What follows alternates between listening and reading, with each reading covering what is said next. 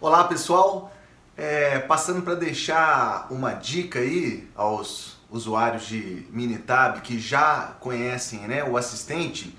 E se você não conhece o assistente, vale muito a pena porque é um recurso extremamente importante para te ajudar não só na geração dos relatórios de forma mais completa, mas também para muitas vezes entender qual que é a melhor ferramenta a ser utilizada. E é exatamente aí que eu quero explorar um pouquinho. Então, o assistente aqui eu estou usando o Minitab 19, versão 2020, né?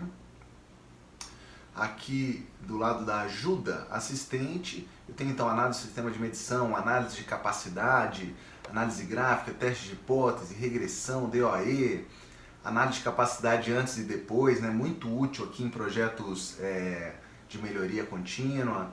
E aí eu vou pegar, por exemplo, as cartas de controle. Se eu clicar aqui, eu tenho percebido, né, já há algum tempo que pouca gente sabe que nesse mapa aqui, olha, se eu clicar, por exemplo, nesse carinha, olha, tipo de dados, eu tenho uma explicação, né, do que são dados contínuos, né? Então tem até um exemplo aqui, um fabricante de alimentos deseja investigar se um peso de um produto, né, cereal, de um determinado cereal é consistente ao longo do tempo. Tenho aqui a definição de dados do tipo atributo, né, e também um exemplo legal com lâmpadas quebradas, né? Falo aqui já da diferença de itens defeituosos, né, distribuição lá binomial, né? E do número de defeitos por unidade, que seria outra história, né? Seria Poisson, não é isso?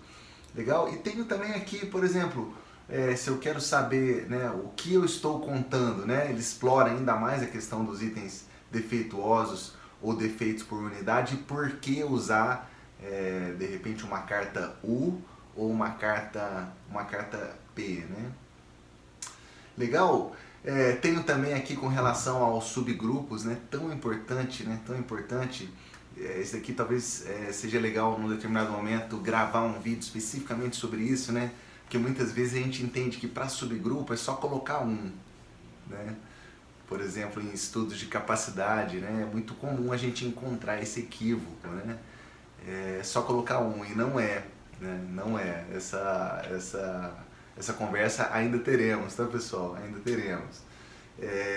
Dados coletados em subgrupos, então aqui eu tenho, por exemplo, quando o tamanho do subgrupo é igual a 1, né? Então por que eu usaria, né, uma carta I, tá vendo? Muito legal, né, esse recurso.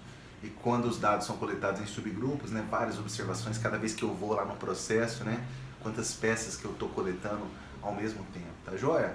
Pessoal, então a minha dica dessa semana quando você for usar o assistente, lembrar que você pode clicar, né, em cada um desses carinhas aqui e você vai conseguir informações mais detalhadas, tá bom? Valeu, um abração grande!